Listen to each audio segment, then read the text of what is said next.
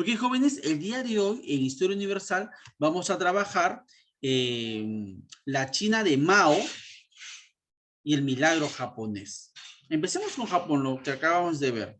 Japón, como tú muy bien ya sabes, quedó devastada tras la Segunda Guerra Mundial. Basta solo con recordar la destrucción que generó la bomba de Hiroshima y Nagasaki. Y no solamente en esas dos bombas atómicas, sino durante toda la guerra.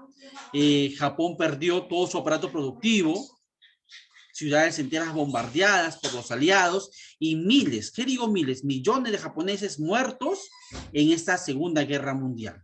Entonces, en ese contexto, donde, sin embargo, el emperador Hirohito aún se mantenía en el poder, se va a producir el renacimiento cual ave fénix de Japón. Y la pregunta que uno inmediatamente se puede hacer es, ¿y cómo lo hizo? ¿Cuál es el secreto?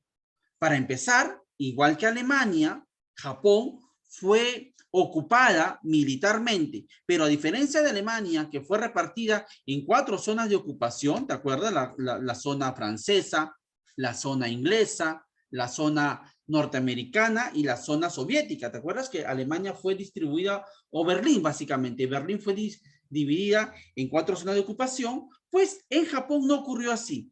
¿Qué quiero decir con esto? Que en Japón fue ocupada militarmente única y exclusivamente por los Estados Unidos.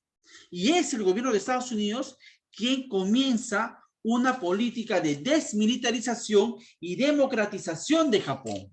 En el aspecto de la desmilitarización, en una constitución que se hizo en la década del 40, después de la Segunda Guerra Mundial, se estableció que, por ejemplo, Japón renuncia a la guerra como una manera o una alternativa de solucionar sus conflictos. Es decir, que Japón tiene un poderío militar no tan grande, está limitado, aunque solo entre paréntesis, porque cuando Japón se sienta atacado, en realidad tiene la tecnología y tiene el poder económico para defenderse bastante bien. Pero en teoría, en su constitución, que hasta el día de hoy rige, ellos renunciaron al uso de las armas, al uso de la guerra, para solucionar algún conflicto. Y puede sonar contradictorio, pero es así. Japón, en apariencia, es una palomita de la paz, trata siempre de negociar. Japón ahorita su principal amenaza militar es Corea del Norte, también su vecino gigante Rusia, ahí hay un problema, y China también, ¿no? Pero bueno, sin salirnos un poco del tema, Japón renuncia a la guerra, se desmilitariza, ya no es el poderoso país militarizado durante y antes de la Segunda Guerra Mundial. Pero como también te decía, Estados Unidos aplica una política de democratización. ¿Y eso qué significa? Que, por ejemplo, se le obligó al emperador Hirohito a renunciar públicamente a su supuesta divinidad. Era casi como un ser divino. Y se le considera como una persona común y corriente. Si tú vas a mantener siendo por un tema de tradición, vas a seguir siendo el emperador de Japón, se te va a respetar ese cargo, pero ya no eres el todopoderoso de antes. Y acompañado de eso, se va a convocar a un parlamento. Japón se convierte en una democracia con un parlamento, con una constitución, pero ya no hay presidente, sino hay primer ministro, el cargo de primer ministro, ¿correcto? Las leyes, además, establecieron la libertad de expresión, ya no había nada de persecución política, o sea, se democratiza poco a poco la sociedad japonesa. Pero además de ese plano militar y del plano político, también en el aspecto económico y social se comienzan a aplicar reformas. Por ejemplo, y como lo vimos en el video, los grandes conglomerados industriales, los kaibatsu, que los vimos en algún momento, meses atrás, fueron eliminados los kaibatsu. Los kaibatsu fueron esos grandes conglomerados industriales, grandes familias pudientes en Japón que prácticamente dominaban todo y que ellos gobernaban para su beneficio, y cuando quisieron tener más mercados, más materias primas, financiaron al gobierno japonés para que inicie su expansionismo, que a la postre los llevaría a la Segunda Guerra Mundial.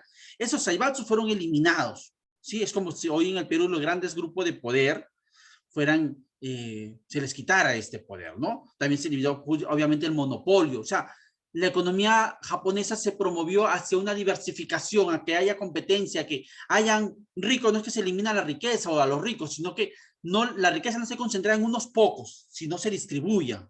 Ahí viene la cosa, ¿no? Entonces, se da todo esto y los frutos se van a ir cosechando poco a poco, más allá cuando el verdadero autor de este milagro japonés fue su primer ministro en la década del 50 y del 60, que se llamaba Hayata Ikeda. Hayata Ikeda. Él es el primer ministro de Japón en esas décadas y él, Ikeda, es el que prácticamente lleva que el PBI de Japón no crezca como un 7% anual, sino llega hasta niveles de 9% anual durante más de 20 años seguidos.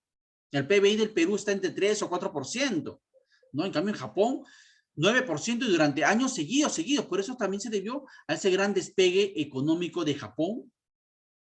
Además, y hablando de otro aspecto, el apoyo norteamericano en Japón también fue, como te decía, por la guerra de Corea y porque Estados Unidos comienza a financiar, a invertir en las empresas japonesas para que se conviertan en un aliado de ellos frente a un continente asiático cada vez más comunista. China, Vietnam, Corea del Norte están volviendo comunistas y como que Estados Unidos en el contexto de la Guerra Fría quería tener en Asia un aliado y ese aliado fue Japón y sus empresas se benefician porque le van a proveer a Estados Unidos de materias primas y de diversos negocios para el tema de la Guerra Fría en Asia. Entonces, eso también favoreció a los japoneses. Muy aparte también tiene que ver con el tema de que Japón comienza a promover mucho la educación, la ciencia, la tecnología, las universidades, la investigación, ¿no? Los japoneses se les educa desde pequeños en una gran óptica de ética y la moral. Acá si a ustedes los ponen a limpiar lo que han ensuciado antes de irse a su casa, en el colegio los mandan a limpiar incluso los baños, al toque, mañana viene tu mamá a reclamar, a poner una denuncia. En Japón, los que saben esto, me podrán dar fe de esto, en Japón no, antes de que los niños se vayan a su casa, limpian y ordenan su salón. Allá no necesita que haya una señora Marta o un señor Martín que haga la limpieza con el colegio Trilce. No, allá ellos mismos. Y eso no es sinónimo de castigo, no es sinónimo de humillación, sino es parte de responsabilidad, de cuidar el bien común. Entonces, esa educación, ese chip, los hace como que los japoneses fuesen como extraterrestres. O sea, tú dices, wow, y acá todo lo contrario. Entonces, es la cultura japonesa es como para sacarse el sombrero. Bien, ahora, vayamos al otro aspecto, a China. China, hoy el país más poderoso, es la fábrica del mundo, China. ¿Cómo China también se convirtió en una gran potencia? Para empezar, China gobernaba allá por desde la década de 1920, gobernaba un personaje un general llamado Chiang Kai-shek, al mando de un partido político llamado el Partido Nacionalista o también llamado el Partido Kuomintang. Partido Nacionalista o Kuomintang, al mando, repito, de Chiang Kai-shek, el cual era un gobernante dictatorial. Pero China, de la década de 1920 y 1930, no era pero para nada a la que hoy es. Es decir, hace 80 años o 100 años, China era una sociedad rural, campesina, había mucho analfabetismo, ya había una gran población, ya habían 500 millones de chinos desde hace más de 100 años, ya habían 500 millones de chinos, hoy la población de China es de casi 1.400 millones, o sea, casi se ha triplicado en 100 años, a pesar de que hay políticas de que se disminuya la tasa de natalidad, pero aún se mantiene muy alta la población china. Pero bueno, en esa sociedad va a surgir un personaje llamado Mao Zedong o Mao Zedong, un comunista que va a iniciar una guerra contra Chiang Kai-shek, una guerra civil, en la cual al comienzo las tropas de Chiang Kai-shek, el presidente, ganan, obligando a que Mao Zedong se refugie en las zonas interiores, o sea, el campo, en las zonas rurales, se refugie, eso se llama como la Gran Marcha. Y desde allí él comienza a adoctrinar a los campesinos que se le unen y forman un poderoso ejército que caen ahora sobre Chiang Kai-shek, el cual era acusado también de corrupto y todo lo demás, hasta que estalla la Segunda Guerra Mundial. Y China se enfrenta a Japón en esta guerra. Recuerda que Japón había invadido Nankín, ¿te acuerdas de la masacre de Nankín, la antigua capital de China? Hay como una pausa en esta guerra entre nacionalistas de Chiang Kai-shek y comunistas de Mao Zedong, hacen como una pacto, una tregua para enfrentar al enemigo común que es Japón. Terminada la Segunda Guerra Mundial, con la derrota japonesa, se reinicia esta guerra civil, donde finalmente ya las desgastadas fuerzas de Chiang Kai-shek van a ser derrotadas por Mao Zedong. Chiang Kai-shek se refugia, huye a la isla de Formosa, hoy llamada Taiwán, y ahí se funda la República China, mientras que Mao Zedong a China se le llama la República Popular China. Hay dos Chinas. Pero luego de Mao Zedong, su muerte en 1976, China, con otros líderes, comienza a evolucionar hacia el capitalismo. Y hoy China es una sociedad o una economía mixta entre el capitalismo y el socialismo. Bien, jovencitos, hasta aquí nada más.